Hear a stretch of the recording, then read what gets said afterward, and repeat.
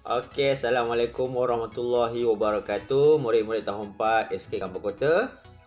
Untuk pagi ni kelas PDPR Sains kita akan sambung tajuk bunyi. Okey. Tajuk kecilnya tajuk bunyi bergerak. Okey. Cuba kamu buka buku teks kamu muka surat 114. Okey, 114. Okey, kita tahu hari tu, minggu lepas kita belajar tentang macam mana bunyi dihasilkan. Okey, bunyi terhasil apabila sesuatu objek itu bergetar. Okey, bila ada getaran, bunyi terhasil. Okey. Sekarang ni kita belajar tentang macam mana bunyi ni bergerak. Okey. Sebelum cikgu nak cerita tentang bunyi bergerak, cikgu nak kamu tahu bahawa bunyi ni dia sebenarnya sejenis tenaga dan dia tenaga dalam bentuk gelombang. Gelombang ni macam mana kan? Macam contoh kalau kamu pergi pantai, kamu tu ombak. Okey. Ombak tu naik turun kan? Itu ada gelombang. Okey, bunyi bergerak macam tu. Bentuk bunyi tu begitulah. Okey, dia bergerak, dia dalam bentuk gelombang. Kita tak nampak tapi dia sebenarnya dalam bentuk gelombang. Okey, jom kita tengok situ. Kita baca. Faris, Teruni dan Melan boleh mendengar bunyi loceng penjual aiskrim walaupun mereka berada pada kedudukan yang berbeza. Mengapa? Okey. Situasi pertama. Di taman permainan, okey, ataupun di padang ke, di mana-mana, di tepi jalan ke, okey.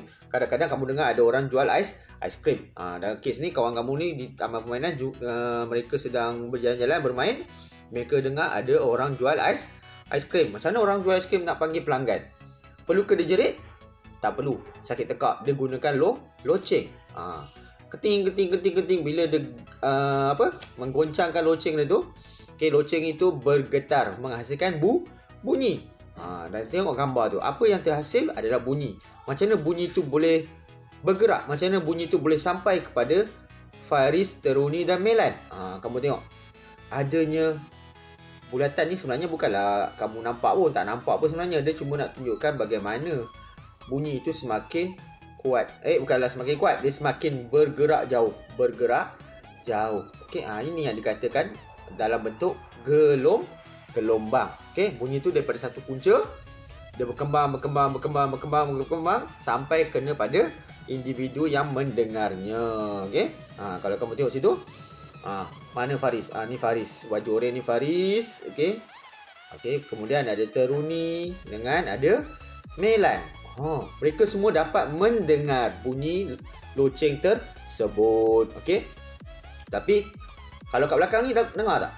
Kalau kamu lah kat belakang ni, dengar tak? Kalau kamu kat belakang tu pun kamu boleh dengar. Sebab apa? Bunyi tu dia berkembang, dia bergerak ke semua arah. Okey? Jom kita tengok apa cikgu ni cakap. Walaupun mereka berada pada kedudukan yang berbeza, mereka boleh mendengar bunyi loceng daripada penjual aiskrim kerana bunyi bergerak ke semua arah. Okey. Dia bergerak ke sini. Okey. Semua arah pergi. Bukan kat dia orang saja, dekat semua sekali. Kiri, kanan, tepi, atas, bawah, belakang, semua dia pergi. Okey. Selagi kalau kamu ada di sekitarnya, kamu boleh dengar. Tak kira kedudukan kamu di mana sahaja. Okey. Tapi bunyinya semakin perlahan lah. Kalau kamu ada betul-betul depan penjual aiskrim ni, bunyinya lagi kuat. Okey. Okay, cikgu akan tunjukkan sedikit contoh, kita panggil analogi. Okay? Analogi bagaimana bunyi bergerak. Okay? Analogi ataupun demonstrasi lah. Okay? Macam mana nak bagi pemahaman tentang macam mana bunyi boleh bergerak. Okay? Pergerakan bunyi tu. Okay? Nanti kita saksikan ya. Okey murid, ini cikgu buat sedikit demonstrasi, okay, untuk menunjukkan analogi perumpamaan bagaimana bunyi bergerak ke semua arah. Okey. Macam cikgu terangkan tadi, bunyi ni sebenarnya adalah sejenis gelombang. Okey, tenaga dalam bentuk gelombang. Kita nak tengok macam mana pergerakan dia tu. Macam mana maksudnya pergerakan ke seluruh arah. Okey, cikgu gunakan analogi dengan menggunakan besen yang berisi air dan juga setitis air lah cikgu akan tuang daripada cawan ni untuk kita lihat macam mana permukaan air itu berubah. Okey, apa yang berubah pada permukaan air itu sebenarnya menunjukkan bentuk bunyi bergerak ke semua arah. Okey, cikgu akan titiskan beberapa titis air pada permukaan air dalam besen ni. Titisan air itu sebagai sumber bunyi. Okey, sumber bunyi. Okey, kita tengok nampak? Okey. Nampak apa berlaku pada permukaan dia? Dia bergerak. Okey. Nampak? Dia bergerak ke semua arah. Nampak? Okey. Nampak tak bentuk dia gelombang dia tu? Dia bergerak dalam bentuk begitu. Okey, ke semua arah, ke kiri, ke kanan. Okey, kalau ikutkan atas bawah semualah. Ini sebagai analogi dengan menggunakan air. Okey, cikgu harap kamu faham macam manakah bunyi bergerak ke semua arah. Macam ni lah. Okey, nampak? Dia bergerak. Tempat titisan air jatuh tu sebagai sumber bunyi. Okey. Semakin dekat kamu dengan sumber bunyi, semakin kuatlah kamu dengar bunyi tu. Okey, kalau kamu jauh, bunyinya semakin perlahan. Tapi yang penting kita nak tahu pergerakannya adalah ke semua arah. Okey. Ini sebagai analogi, sebagai perumpamaan. Okey. Tadi kamu dah tengok dah macam mana analogi pergerakan bunyi yang cikgu gunakan besen air, besen yang berisi air. Air itu sebagai ganti untuk menunjukkan pergerakan bunyi. Cikgu harap kamu fahamlah ya. Okey. Jom kita tengok situasi seterusnya. Perhatikan pula situasi di bawah. Ini waktu sekolah. Okey, lama tak pergi sekolah. Okey. Kamu pun mesti rindu nak pergi sekolah kan? Apa jadi ni? Jom kita tengok. Bunyi apa ni? Siapa yang mengeluarkan bunyi ni? Loceng. Waktu bila bunyi loceng? Waktu rehat. Okey, kadang-kadang waktu selepas rehat. Kemudian waktu sebelum tu waktu pagi, waktu rehat, waktu selepas rehat dengan waktu nak balik. Okey, jom kita tengok apa berlaku bila bila loceng berbunyi. Okey. Tengok kawan kamu kata apa? Sudah waktu rehat lah. Kawan kita kat kelas ni dia boleh dengar bunyi loceng. Lepas tu yang kawan kat sini pula, masa sudah tamat, kita sambung kelas esok. Ni cikgu ni. Cikgunya cakap masa untuk kelas ni dah tamat. Kita nak pergi berehat, sambung kelas pada esok hari.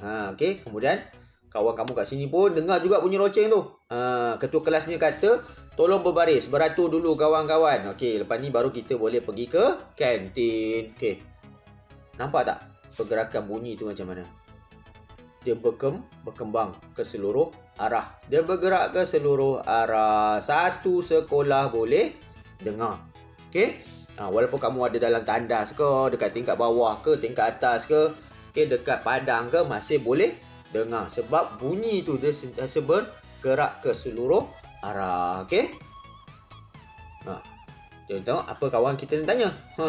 Mengapakah bunyi loceng sekolah dapat didengari oleh murid-murid di atas? Kenapa murid-murid kat dalam gambar tu boleh dengar bunyi loceng? Bukan murid tingkat atas je dengar. Murid tingkat bawah pun dengar. Murid dalam bilik pusat sumber pun dengar. Dalam bilik komputer pun boleh dengar. Okey, kenapa? Sebab bunyi bergerak ke seluruh arah. Okey? Cikgu bagi kamu satu situasi.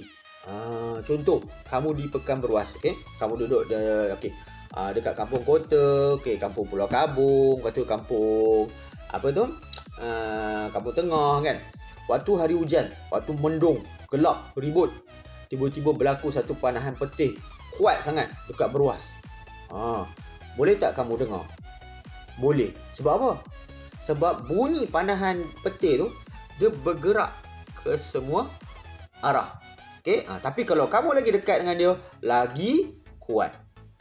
Kalau jauh masih dengar, cuma perlahan. Okey. Tapi yang pasti kita nak ceritakan tentang pergerakan bunyi tu, dia bergerak ke seluruh arah. Bunyi bergerak ke seluruh arah. Okey. Cikgu harap kamu faham dengan apa yang cikgu sampaikan. Okey. Kita jumpa lagi di lain masa. Okey. Assalamualaikum warahmatullahi wabarakatuh. Bye.